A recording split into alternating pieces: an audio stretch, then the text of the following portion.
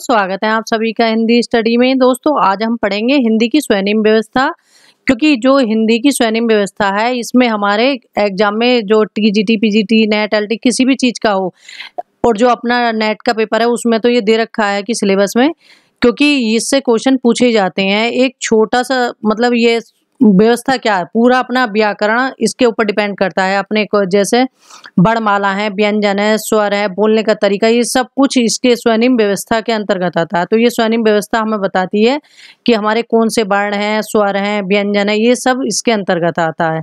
ठीक है, तो आज हम क्या पढ़ने वाले हैं, स्वर्णिम व्यवस्था। दोस्तों आप मेरे चैनल पर पहली बार आए हैं तो चैनल को सब्सक्राइब कर लेना, बेल आइकन को क्लिक कर लेना, जिससे आने वाली वीडियो का नोटिफिकेशन आपको मिल सके। ठीक है, स्टार्ट करते हैं।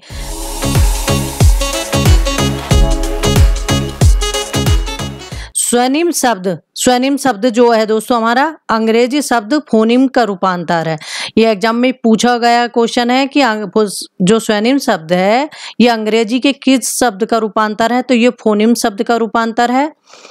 और स्वर्णिम विज्ञान या ध्वनि विज्ञान को अंग्रेजी में फोनिक्स कहा जाता है। ठीक है, तो जो स्वर्णिम विज्ञान है या ध्वनि विज्ञान, दोनों में से कुछ भी आ जाए तो ये अंग्रेजी में इसे क्या कहते हैं, फोनिक्स कहा जाता है। ठीक है, यह भाषा की सबसे छोटी इकाई है।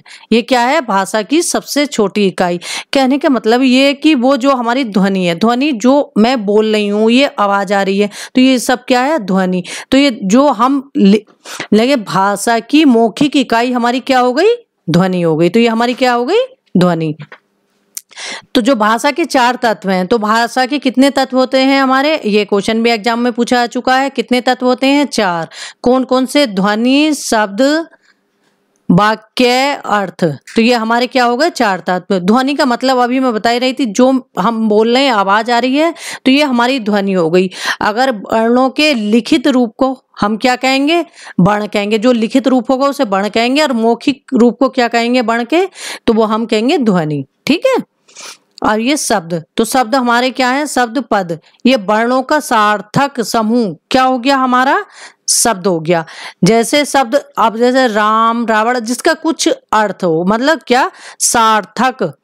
तो सार्थक शब्द मतलब जिसका कुछ अर्थ हो, वो हमारा क्या हो गया, शब्द हो गया।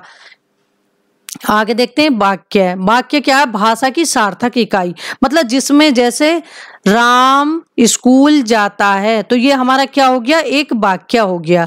ऐसे ही पद है, तो शब्द अगर ये है, जैसे मैंने अभी शब्द बताया, तो शब्द तो हो गया राम, रावण। अगर इसे हमने लिख लिया राम ने रावण को मारा, तो ये हमारा क्या हो गया, पद। तो पद हमारा वह होता है जो कारकीय विभक्तियों से युक्त होता है, वह हमारा क्या होता है, पद होता है। ठीक है, ये अर्थ है कि जिसका कोई अर्थ हो, चाहे तो वो सार्थक हो या निरर्थक हो, कुछ भी हो, लेकिन बोल रहे हैं तो कुछ ना कुछ उसका अर्थ निकलना चाहिए। आगे देखते हैं स्वर्णिम। स्वर्णिम मतलब ध्वनि। तो एग्जाम में कई बार ये पूछा जा चुका है, स्वर्णिम या ध्वनि। तो ध्वनि की जगह स्वर्णिम आता है अब एग्जाम में, कि भाषा की सबसे छोटी जो मौखिक इकाई है वो क्या है, तो वो क्या है, हमारी स्वर्णिम है। या तो स्वर्णिम होगा या ध्वनि होगा, क्योंकि एलटी के पेपर में स्वर्णिम दिया हुआ था, ध्वनि वहां नहीं था। ठीक है, तो भाषा विशेष पर आधारित होती है। किस पर आधारित होती है, भाषा विशेष पर। भाषा विशेष का मतलब ये कि अलग अलग क्षेत्र, जैसे राज्यों की भाषा समझ लो या क्षेत्रीय भाषा, कोई सी भी समझ लो, कि जैसे बोल रहे हो तो कुछ कैसे बोलेंगे किसी भाषा में, कुछ कैसे बोलते हैं। जैसे भाषा के आधार पर स्वर्णिम का क्या, जैसे हिंदी में तो हम क्या कह देते हैं, सीधे जल, लेकिन बंगला में क्या कहते हैं, जल को जोल कहते हैं। इसलिए हमारे क्या हो गई, ये ध्वनि, मतलब बोलने में अंतर है, चीज एक ही है, पानी है, दोनों, जल कह लो या जोल कह लो। ठीक है, तो ये हमारी क्या हो गई, ध्वनि। मतलब एक परिवर्तन है, हर मतलब प्रत्येक भाषा का अपना अलग ध्वनि होती है।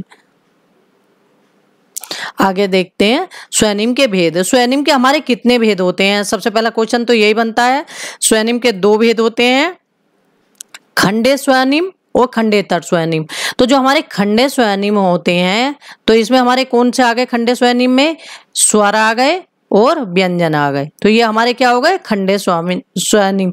मतलब खंडे ये कि ये अपने आप में है, जैसे का स्वर ले लो, आ ई, का खा गा व्यंजन ले लो, तो ये अपने में है। जो खंडेतर स्वनिम है ये अकेले नहीं है, क्योंकि इनमें कहीं भी जैसे अनुतान बालाघात, ये मतलब ये इसके भाग जो हैं तो ये अपने में स्वतंत्र नहीं होते हैं।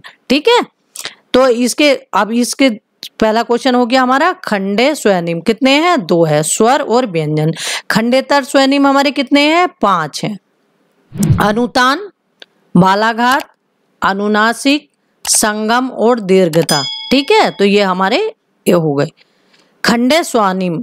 जो खंडे स्वनिम है हमारे वे कौन से हो गए, जिन्हें अलग अलग खंडित किया जा सके, जो अपना स्वतंत्र अस्तित्व रखते हैं। ठीक है, तो ये इसकी परिभाषा है, क्योंकि एग्जाम में ऐसे भी दे देते हैं कि जो अपना स्वतंत्र अस्तित्व रखते हैं उन्हें क्या कहते हैं स्वनिम को, तो वो खंडे स्वनिम होते हैं। आगे देखते हैं, ये है हमारे क्या है। अब इनसे मैं आपको एक समझाने का कोशिश करूंगी कि जो हिंदी में वर्ण है, वर्ण हमारे, क्योंकि ये को भी इनसे क्वेश्चन बनते हैं, हिंदी में हमारे कितने वर्ण हैं, हिंदी में हमारे कुल 52 वर्ण है। तो हिंदी में कुल 52 वर्ण है, और वर्णों के व्यवस्थित समूह को क्या कहते हैं, वर्णमाला कहते हैं। ये भी क्वेश्चन एग्जाम में आया है। अब इसमें देखो हमारे जो ये वर्ण है कैसे हैं, ये 52 वर्ण हमारे कैसे हैं और कौन कौन से हैं। ठीक है, तो स्वर हमारे कितने हो गए, 11 हो गए, आ ई उ री री ए आई ओ औ, तो ये हमारे क्या हो गए, स्वर हो गए। और स्वरों की मात्राएं कितनी होती हैं, ये होती हैं हमारी 10 होती हैं, क्योंकि छोटे आ की मात्रा नहीं होती। एक एक पॉइंट बहुत महत्वपूर्ण है, ध्यान से सुनना। का वर्ग, वर्गीय व्यंजन हमारे कितने होते हैं, 25 होते हैं। जो वर्गीय व्यंजन होते हैं हमारे कितने होते हैं, 25 होते हैं। और हिंदी में व्यंजन वर्ण, ये क्वेश्चन बहुत बार एग्जाम में आया, तो हिंदी में जो हमारे व्यंजन वर्ण होते हैं वो कितने होते हैं, 33। कितने होते हैं, 33। ठीक है, अब ये 33 व्यंजन वर्ण होते हैं, ये हमारे कौन कौन से होते हैं, इसमें हमारे आते हैं स्पर्श, अंतस्थ और उसमें।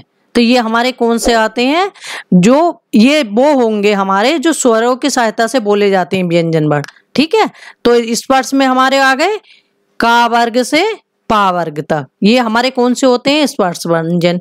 और जो अंतस्थ वर्ण है वो है हमारे 11 अलावा, उसमें व्यंजन ये हमारे हैं सा सा हा, तो ये हमारे 33 क्या हो गए हैं, व्यंजन वर्ण।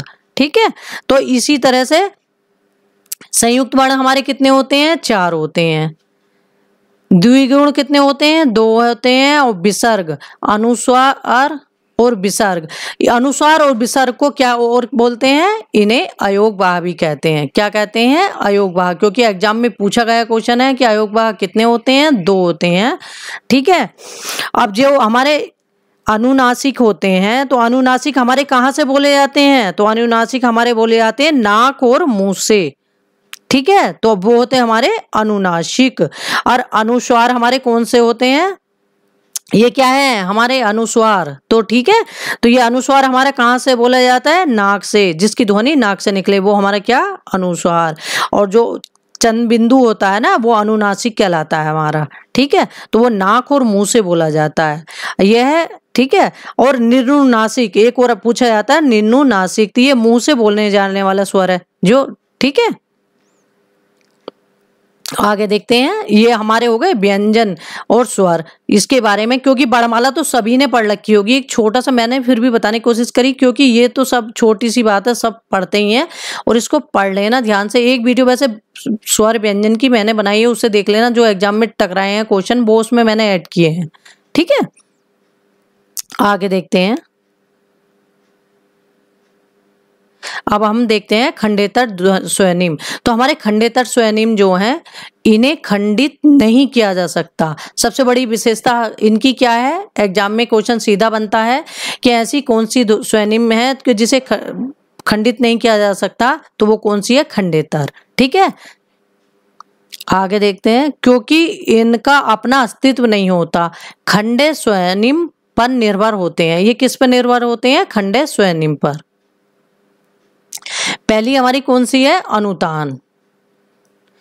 अनुतान को सुर लहर भी कहते हैं। एग्जाम में सुर लहर आ जाए अनुतान की जगह तो वो ध्यान रखना, इसको सुर लहर भी कहते हैं। सुरों के उतार चढ़ाव को ही सुर लहर कहते हैं, अर्थात यह जोड़ देकर बोली जा गई ध्वनि पर आधारित होती हैं। किस पर? जोड़ देकर बोली गई ध्वनि पर आधारित होती हैं। जैसे यह केवल, ये जो है हमारा, तो यह केवल क्या है? यह केवल घोष ध्वनियों में ही प्रयोग किया जाता है। ये किस में प्रयोग किया जाता है? एग्जाम में पूछा गया क्वेश्चन है, ये किस में प्रयोग किया जाता है? केवल घोष ध्वनियों में ही। दूसरा है हमारा, यह पद और वाक्य दोनों में ही हो सकता है। ये नहीं कि वाक्य में, पद और वाक्य दोनों में हो सकता है। तो जैसे एक सीधा सा है हमारा लिखा हुआ कि उसने खाना खाया, तो सामान्य कथन में जैसे हम बोल देंगे उसने खाना खाया, तो ये हमारा क्या हो गया? सामान्य कथन। और उसने खाना खाया तो मतलब बोलते समय जो हमारे अंतर आ रहा है बात करने में, तो वो हमारा क्या हो गया? प्रश्नवाचक हो गया। उसने खाया, तो उसने खाया बड़े आराम से, हमने पूछा उसने खाया, मतलब एक विस्मयबोधक चिन्ह के, मतलब इस तरह से बोला कि जैसे लगा कि उसने खाना खाया, आश्चर्य के उसमें। ठीक है, तो इस तरह से बोलने में ही अंतर किया जाता है, तो उसी से हमारे बोलने के अंतर से ही सारे सेंटेंस में भी अंतर आ जाता है। बोलते समय हमारी भाषा में जो परिवर्तन होते रहते हैं, ठीक है, तो वो क्या है? जो हम बोल रहे हैं बोलते समय जो परिवर्तन होते रहते हैं, वही उतार चढ़ाव क्या है हमारा?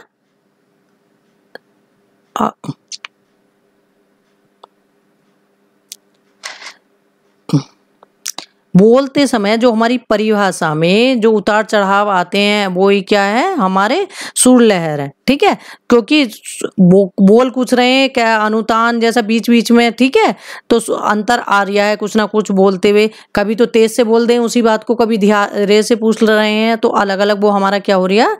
तो वो हमारा क्या है? सुर लहर। आगे देखते हैं बलाघात। शब्दों के उच्चारण में अक्षरों पर जो बल या जोर दिया जाता है उसे स्वराघात या बलाघात कहते हैं। यह शब्दगत एवं वाक्यगत दोनों होता है। शब्दगत और वाक्यगत दोनों होता है। किसी शब्द पर भी हम जोड़ देके बोल सकते हैं और किसी वाक्य को पूरे को भी जोड़ देकर हम बोल सकते हैं। जैसे हिंदी में 4 प्रकार का होता है: वाक्य, शब्द, ध्वनि और अक्षर। ये कितने प्रकार का होता है? 4 प्रकार का होता है। एग्जाम में पूछा हुआ क्वेश्चन था, इसलिए मैंने ऐड कर दिया कि ये कितने प्रकार का होता है? 4 प्रकार का होता है। जैसे सुनीता कॉलेज गई, तो सामान्य वाक्य हो गया कि क्या सुनीता कॉलेज गई। अब हम बोलेंगे सुनीता कॉलेज गई, तो हमने बल किस पे दिया? थोड़ा रुक के सुनीता पर, तो वो हमारा क्या हो गया? बालाघात। किस पर बालाघात हुआ है? मतलब जो बल लगा है हमारा किस पे? सुनीता पर। नीचे देखते हैं सुनीता कॉलेज गई, तो ये क्या है हमारा? सुनीता कॉलेज गई, तो इस पे हमने जो जोड़ देके बोला किस पे गया? तो वो गया हमारा कॉलेज में। तो ठीक है, तो इस तरह से हम, मतलब ये नहीं कि किसी शब्द के किसी पे भी जोड़ देके, हम जिस पे जोड़ देके बोल रहे हैं शब्द पर, वही हमारा क्या है? बलाघात है। अनुनासिकता। जब किसी वर्ण का उच्चारण मुख और नाक दोनों से करते हो, मुख और नाक दोनों से करते हो, तो वो क्या होता है? अनुनासिक कहलाते हैं। ये एग्जाम में ये बहुत बार पूछा जा चुका है कि जिनका उच्चारण मुख और नाक दोनों से होता है उन्हें क्या कहते हैं? अनुनासिक कहते हैं। अनुनासिक का मतलब चंद्र बिंदु वाले। ठीक है, ये स्वतंत्र श्रेणी में, इनके कारण भी अंतर आता है, इनके कारण भी लिखने में अंतर आता है। जैसे सांस, सांस क्या हो गई? एक तो सांस जो ले रहे हैं हम वो हो गई, एक सांस हो गई। ठीक है, ये गोद हो गई जो बैठने की होती है बच्चों के। अरे ये क्या है? गोंद जो चिपकाने वाली होती है। ये रग है, रग मतलब जो शरीर के अंदर होती है, और रंग जिसमें कलर भरते हैं। तो देखो एक हमारे अंकी बिंदु से ही, सॉरी दोस्तों, हमारे चंद्र बिंदु से ही कितना अंतर आया है? सांस, ठीक है, गोंद और गोंद जो अनुनासिक है इनसे ही कितना अंतर आया है। ठीक है, बोलने में इस तरह से अनुनासिक से भी अंतर आता है। यह स्वतंत्र स्वनिम है। ये जो है संगम, ये स्वतंत्र स्वनिम है। एक ही शब्द की दो ध्वनियों के बीच उच्चारण में किए जाने वाले क्षणिक विराम को क्या कहते हैं? संगम कहते हैं। अर्थात तो बोलने वाला एक ध्वनि को दूसरी ध्वनि पर जाता है तो पहले शब्द और दूसरे शब्द के बीच में जगह हो जाना, मतलब एक शब्द से दूसरे शब्द पर सीधे एकदम से बात ना कहकर थोड़ा रुक के बात को कहना, तो वो क्या हो गया हमारा? बीच में संगम टूट जाना, मतलब एक बीच में टूट जाना किसी बात को कहते कहते, तो वो क्या है? संगम है। जैसे खाजा मिठाई, तो इसमें जैसे खाजा मिठाई, अब एक आगे हम जैसे बोल जा, इसका उदाहरण है ये, तो खा और जा, तो खा जा अलग अलग कर दिया, तो यह क्या बीच में इनका क्या हुआ? संगम टूट गया यहाँ, ठीक है। ऐसे ही नाला, तो नाला पूरा हमारा शब्द हो गया, ये क्या हो गया? नाला, तो ये इसका बीच में क्या हुआ? ये भी संगम टूट गया इसका। विराम चिन्ह भी संगम, एक संगम है। जो विराम चिन्ह है भी, तो ये क्या है? ये भी क्या है? हमारा एक संगम है, मगर ये क्या है? ये अंत में आने वाला सीमांतिक संगम है। ये एग्जाम में पूछा गया है, पता नहीं कौन से, मुझे ध्यान नहीं आ रहा। विराम चिन्ह क्या है? तो विराम चिन्ह भी क्या है? एक संगम है, ठीक है, लेकिन ये अंत में आने वाला सीमांतिक संगम है। आगे देखते हैं। लास्ट हमारा है मात्रा या दीर्घता, ठीक है। मात्रा या दीर्घता के आधार पर, तो ये हमारे क्या है? स्वतंत्र स्वनिम माना जाता है। जो ये मात्रा या दीर्घता के आधार पर ये क्या है हमारे? या तो मात्रा आएगा या दीर्घता, इन्हें क्या कहते हैं? स्वतंत्र स्वनिम माना जाता है। व्यंजनों में किसी वर्ण के द्वित होने पर दीर्घता आती है या इसके उच्चारण में दुगना समय लगता है, इसी कारण अर्थ में भी अंतर आ जाता है। जैसे हर, एक मात्रा लगा दी तो हमने क्या हो गया? हार, तो थोड़ा टाइम लगा इसे बोलने में। ऐसे ही मिट्टी, तो ये क्या? मिट्टी, तो थोड़ा इसमें मिट्टी और ये मिट्टी। ऐसे ही बेटा, ये बेटा, ठीक है, तो ये मिट्टी बेटा, ये क्या? खड़ी भाषा के शब्द हैं, ठीक है। तो मात्रा और दीर्घता, मात्रा की जो आगे की दीर्घता आती है वो हमारी खड़ी बोली में आती है, ठीक है। तो ये हमारी हो गई स्वनिम व्यवस्था। तो दोस्तों हमारी स्वनिम व्यवस्था के अंतर्गत जो इसमें कुछ ये पूछे गए हैं ना, तो ये बार बार ना एग्जाम में छोटी छोटी चीजें पूछी आती हैं कि हमारे तो खंडे ध्वनि कौन सी है, खंडेतर कौन सी है। तो मतलब खंडे में आ गए हमारे, जैसे खंडेतर आ गए, खंडे आ गए। दोस्तों ये आज हमने करे खंडे और खंडेतर स्वनिम, ठीक है। तो हमारे खंडे स्वनिम कौन से हो गए? स्वर और व्यंजन। खंडेतर हमारे कौन से हो गए? मात्रा, दीर्घता और सुर, ताल, बालाघात, संगम, अनुनासिक, ये 5 हमारे क्या हो गए?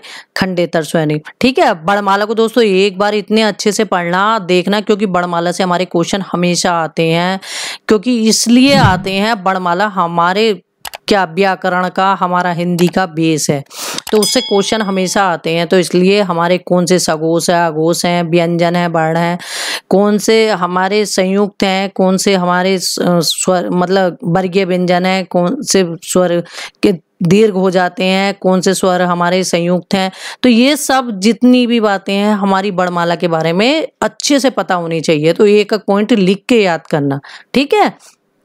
अब वैसे आप जैसे मेहनत करते रहोगे, आपके साथ उतने से ज़्यादा मेहनत करने की कोशिश मैं करूंगी। जैसे जैसे मुझे टाइम मिलता है मैं अपना काम भी करती हूँ और आपके बारे में, क्योंकि मैं सोचती हूँ कि अगर मेरा भला हुआ तो किसी का भला करने में मुझे कोई नुकसान नहीं है, और मैं पूरे जी जान से आपके साथ हूँ, ठीक है।